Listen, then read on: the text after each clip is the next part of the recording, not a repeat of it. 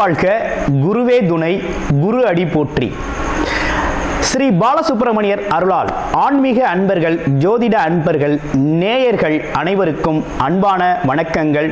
நான் உங்கள் வாழ்க வளமுடன் ஜோதிடர் ஸ்ரீ குரு சுந்தரவடிவேல். இப்போ பார்த்தீங்கன்னா இந்த வருடத்தின் 2025 மூன்றாவது பெயர்ச்சியான ராகு கேதுக்களின் பெயர்ச்சியை பற்றி முழுமையாக பார்க்க இருக்கிறோம். இவங்க பார்த்தீங்கன்னா வருகின்ற மே மாதம் 18ஆம் தேதி ஞாயிற்றுக்கிழமை பெயர்ச்சி ஆகுறாங்க. மீன ராசியிலிருந்து கும்ப ராசிக்கு ராகு பகவானும், அதே நேரத்தில் கன்னி ராசியில் இருக்கக்கூடிய கேது பகவான் சிம்ம ராசிக்கும் பெயர்ச்சி ஆகுறாங்க. இவங்க எப்போதுமே பார்த்தீங்கன்னா ரிவர்ஸ் டைரக்ஷனில் தான் இவங்க பெயர்ச்சி பலன் அப்படிங்கிறது இருக்கும். ராகு கேதுக்கள் சாயா கிரகங்கள் அப்படின்னு சொல்லக்கூடிய இவங்களோட பலன்கள்லாம் எப்படி இருக்கும் அப்படின்னு பார்க்கையில், அதுக்கு முன்னால் ராகு கேதுக்கள் எப்படிப்பட்டவர்கள் அப்படிங்கிறதையும் சின்னதாக நம்ம தெரிஞ்சுக்கலாம். ராகு அப்படிங்கிறவர் பார்த்தீங்கன்னா உலக போகங்களை அனைத்தையும் கொடுத்து பிற்பகுதியில் அதற்கான அனைத்து விதமான வாய்ப்புகளையும் கொடுப்பார். ராகு உலக போகங்களில் அனைத்து விதமான வாய்ப்புகளையும் கொடுத்து பிற்பகுதியில் அதன் மூலமாக சின்ன சின்ன தவறுகளை செய்ய வச்சு சிறு தண்டனைகளையும் கொடுக்கறது மட்டும் இல்லாமல் கொடுக்கிறவர் தான் ராகு. கேது அப்படிங்கிறவர் பார்த்தீங்கன்னா ஆரம்பத்திலேயே பல்வேறு விதமான கஷ்டங்களையும் துன்பங்களையும் இன்னல்களையும் கொடுத்து தன்னோட பிறப்பின் நோக்கத்தை அறிய செய்து பிறகு அவங்களுக்கான வசதி வாய்ப்புகளை கொடுக்கிறவர் தான் கேது பகவான். இருவருமே ஒருத்தருக்கொருத்தர் பெரிய பலம் வாய்ந்தவர்களாக இருக்கிறாங்க. ஜோதிடத்தில் எல்லாரையும் விட மிகவும் பலம் வாய்ந்தவர் ராகு பகவான் இருக்கிறார். அதை விட ஒருபடி மிஞ்சி கேது பகவானும் இருக்கிறார். இப்போ இவங்களை தாண்டி மிகப்பெரிய விஷயங்களை இந்த ஜோதிடத்தில் செய்ய முடியாது. இந்த ராகு கேதுக்கள் அப்படிங்கிறது பார்த்தீங்கன்னா சந்திரன் சூரியனை நெருங்கி செல்லுது அப்படின்னா சந்திர கிரகணம், சூரிய கிரகணம் அப்படிங்கிறது ஏற்படக்கூடிய ஒரு அமைப்பு இருக்குது.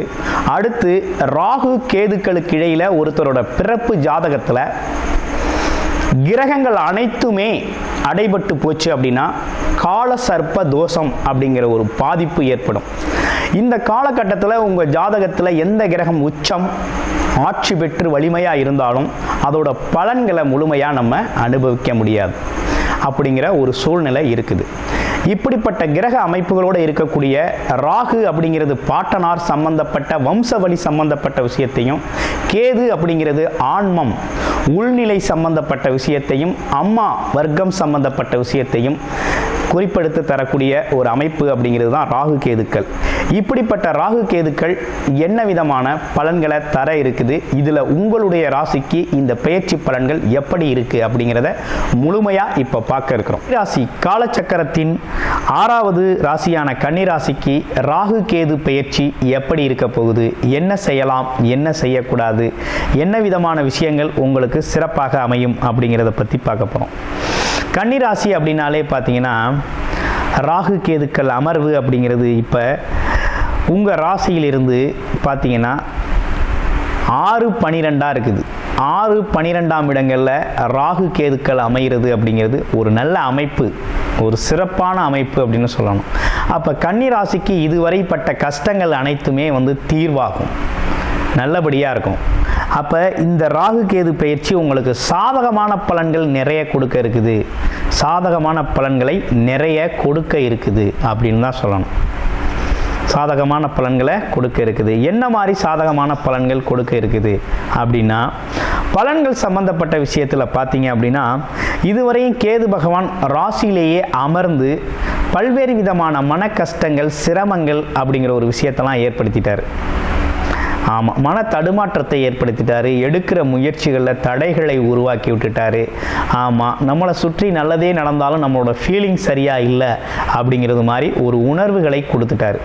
அப்போ இந்த விஷயத்தில் இனிமே மாற்றம் ஏற்படுது. 12ஆம் இடத்துல இருக்கிறார். 12ஆம் இடம் அப்படிங்கிறது பார்த்தீங்கன்னா உங்களுக்கு ஒரு நல்ல ஸ்தானம் தான். அது ஒன்றும் பெரிய கெடுதலான ஸ்தானம் கிடையாது. கெட்ட கிரகங்கள் கெட்ட இடத்துல இருக்கிறது அப்படிங்கிறது, மறைவு ஸ்தானத்தில் இருக்கிறது நல்லது தான். அப்போ மறைவு ஸ்தானத்தில் இருக்கிறது அப்படிங்கிறது ராகு கேதுக்கள் எந்த இடத்துல ஸ்தானபலம் பெறுதோ அந்த இடத்துக்கு ஒரு பாதிப்பை கொடுப்பாங்க. அப்படி கொடுக்கையில் 12ஆம் இடத்துல என்ன விதமான பாதிப்பை கொடுக்குறாங்க அப்படின்னா, கொஞ்சம் மன விரயங்கள் சம்மந்தப்பட்ட விஷயத்த இருக்கும். அப்படின்னா தூக்கம் சரியாக இருக்காது, சரியான தூக்கம் வராது, தூக்கத்தில் ஒரு தடுமாற்றம் இருக்கும், தூக்கத்தில் ஒரு முன்னேற்றம் இருக்காது, தூக்கம் சார்ந்த விஷயங்கள் அப்படிங்கிறது கொஞ்சம் கெட்டு போகும். அதனால கொஞ்சம் உடல் ஆரோக்கியத்தில் உடல் சார்ந்த சோர்வு அப்படிங்கிறது ஏற்படும். இதுதான் உங்களுக்கு ஏற்படக்கூடிய ஒரு அமைப்பு. சில பேருக்கு கனவுகள் காட்சிகள் சார்ந்த விஷயங்கள் உருவாகும். இந்த மாதிரி விஷயங்களை கொடுப்பார். ஆனால் 6ஆம் இடத்துல இருக்கக்கூடிய ராகு அப்படிங்கிறவர் நற்பலன்கள் நிறைய சொல்லியே இருக்கிறார். என்னன்னா, எதிரி, வம்பு வழக்குகள், கடன், பகை, நோய் இவை அனைத்தையும் அரியோடு அடிக்கிறாரு. இதுக்கு எல்லாத்துக்குமே ஒரு நல்ல தீர்வை கொடுக்குற வகையில் ராகு அப்படிங்கிறது ஸ்தானபலம் பெறாரு. அப்போ ராகு ஸ்தானபலம் பெறுறது மட்டும் இல்லாமல் குரு பார்வை அப்படிங்கிற ஒரு விஷயமும் அங்கே ஏற்படுது. குருவோட பார்வை அப்படிங்கிற ஒரு விஷயமும் அங்கே உங்களுக்கு உருவாகுது. அப்போ இந்த காலகட்டத்தில் என்ன மாதிரி விஷயங்கள் நடக்க இருக்குது அப்படின்னு பார்த்தோம் அப்படின்னா, இந்த காலகட்டத்தை பொறுத்த வகையில் பார்த்தீங்க அப்படின்னா, உங்களுக்கு 6ஆம் இடத்துல இருக்கிறதுனால வேலை சம்பந்தப்பட்ட வாய்ப்புகளை நிறைய கொடுப்பார். வேலை சம்பந்தப்பட்ட வாய்ப்புகள் நிறைய அமையும். அடுத்து பாருங்கள், நோய்வாய்ப்பட்டிருந்தால் அந்த நோய்வாய்ப்படுறது தீரும், நல்லாயிருக்கும். அடுத்து பாருங்கள், நோய்வாய்ப்பட்டது மட்டும் இல்லாமல் இன்னொரு விஷயம் என்ன இருக்குது அப்படின்னா, கடன் பிரச்சனைகளுக்கு ஒரு தீர்வு அமையும். எதிரிகளால் ஏற்படக்கூடிய தொந்தரவுகள் மறையும். ஆமாம், பகை உணர்வுகள் மாறும். இப்படிப்பட்ட விஷயங்கள்லாம் ரொம்ப நல்லா இருக்குது.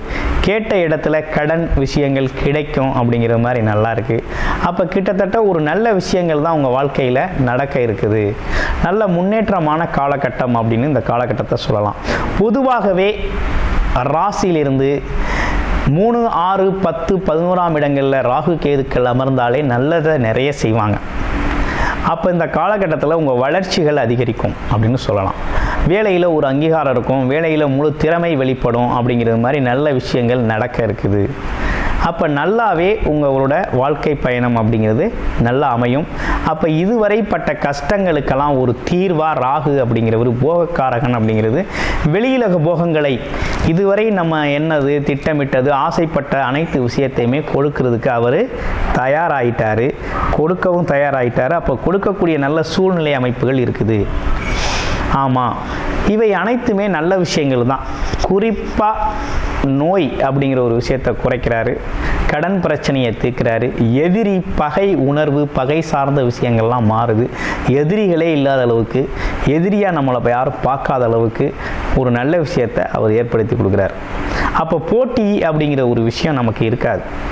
நம்மளே தான் நமக்கு போட்டியாக செயல்பட போகிறோம், நம்ம திறமைக்கு நம்ம தான் சவாலாக இருக்க போகிறோம் அப்படிங்கிற மாதிரி நல்ல விஷயங்கள் இருக்குது. இவை அனைத்தும் பார்த்தீங்கன்னா கோச்சார ரீதியான பொது பலன்களாக இருக்குது. அப்போ உங்களோட பிறப்பு ஜாதகத்தில் எப்படி இருக்குது அப்படிங்கிறத பார்க்கணும். பிறப்பு ஜாதகம் எப்படி இருக்குது அப்படின்னா, பிறப்பு ஜாதகத்தை பொறுத்த வகையில் நீங்கள் முழுமையான ஜாதகத்தை இந்த காலகட்டத்தில் பார்த்துக்கணும். ஏன்னா 3 விதமான கிரக பயிற்சிகள் இப்போ நடந்திருக்கு இல்லையா? என்ன? சனி பயிற்சி, ராகு கேது பயிற்சி, குரு பயிற்சி நடந்திருக்கு. அப்போ இந்த பயிற்சிகள்லாம் கோச்சார நிலையில் நடந்திருக்கு. அந்த பயிற்சிகள்லாம் நமக்கு நடந்திருக்கக்கூடிய நடக்க இருக்கக்கூடிய தசாபுத்தி அமைப்புகளுக்கு சாதகமாக இருக்கா இல்லை பாதகமாக இருக்கா, முன்னேற்றமாக இருக்கா அப்படிங்கிறத நம்ம தாங்க பார்க்கணும். அப்படி பார்க்கையில் என்ன விதமான முன்னேற்றம் இருக்குது, அப்போ உங்களுடைய பிறப்பு ஜாதகத்தில் இந்த காலகட்டத்தில் உங்களுடைய பிறப்பு ஜாதகத்தில் என்ன தசாபுத்தி நடக்குது, ராகு கேது நல்ல ஸ்தானபலம் பெற்று நீங்கள் இருக்கீங்களா, நல்வினை தீவினை அனுபவம் எந்த அளவுக்கு இருக்குது, ஆமாம் பாட்டனார் பாட்டியார் சம்பந்தப்பட்ட விஷயங்கள், உங்களோட வர்க்கங்கள் சம்பந்தப்பட்ட விஷயத்தில் என்ன விதமான கர்ம பலன்கள் இருக்குது அப்படிங்கிறதை பற்றி முழுமையான விளக்கத்தோடு நீங்கள் தெரிஞ்சுக்கணும். அப்படி தெரிஞ்சுக்கணும் அப்படின்னா டிஸ்பிளேயில் தர்ற நம்பருக்கு கால் பண்ணி உங்களுடைய பிறப்பு ஜாதகத்தை நீங்கள் முழுமையாக பார்த்துக்கொள்ள முடியும். பார்த்துக்கொள்ளக்கூடிய அனைத்து அமைப்புகளும் உங்களுக்கு சாதகமாக இருக்குது. சரி, இது ஒரு பக்கம் இருக்கட்டும். அடுத்து பார்த்தீங்க அப்படின்னா ராகு கேது அப்படிங்கிறது பார்த்தீங்கன்னா ரொம்ப வலிமை வாய்ந்த கிரகங்கள். ஆமாம், ஜோதிடத்திலே பார்த்தீங்கன்னா ராகு மிகவும் வலிமையானவர். சக்தி வாய்ந்தவர், அதை விட கேது வலிமையானவர். அப்போ இவங்க இருக்கக்கூடிய ஸ்தான பலத்தில் நற்பலன்களை அனுபவிக்கிறீங்க அப்படின்னா வாரி வழங்குவாங்க. அதே தீய பலன்களும் அதுக்கு ஈக்குவலாக அந்த அளவுக்கு இருக்கும். அப்போ முன்ஜென்மத்தின் பாவ புண்ணிய கணக்குகள் அப்படிங்கிறது இவங்க இருந்து அமர்ந்து இருக்கக்கூடிய இடங்களை பொறுத்த அனுபவங்கள் உங்களுக்கு கிடைக்கக்கூடிய வாய்ப்புகளாக இருக்குது. அப்போ உங்களுடைய பிறப்பு ஜாதகமும் பரிகாரங்களும் ரொம்ப முக்கியம்.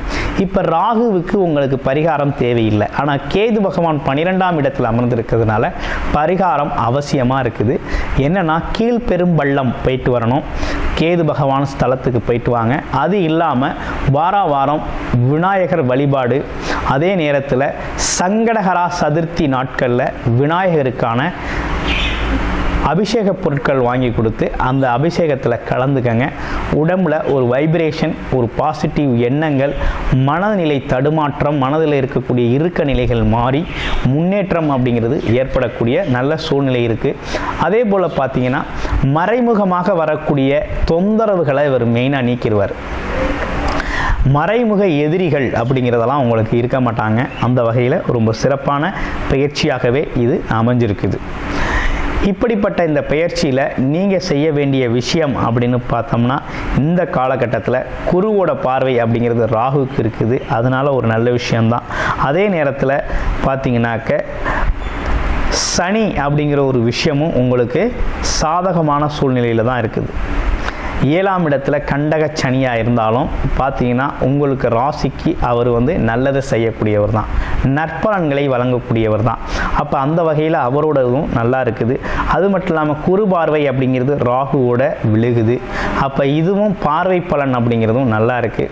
ராகு கேது அப்படிங்கிறது பார்த்தீங்கன்னா சாயா கிரகங்கள். அது மட்டும் இல்லாமல் 2 பேருமே பார்த்தீங்கன்னா வலிமை கூட. தன்னோட அமர்ந்த இடத்துல பலவீனப்படுத்துறது மட்டும் இல்லாமல் அந்த இடத்துக்கான பலன் அப்படிங்கிறதையும் கொடுக்கக்கூடியவங்களாக இருக்கிறாங்க.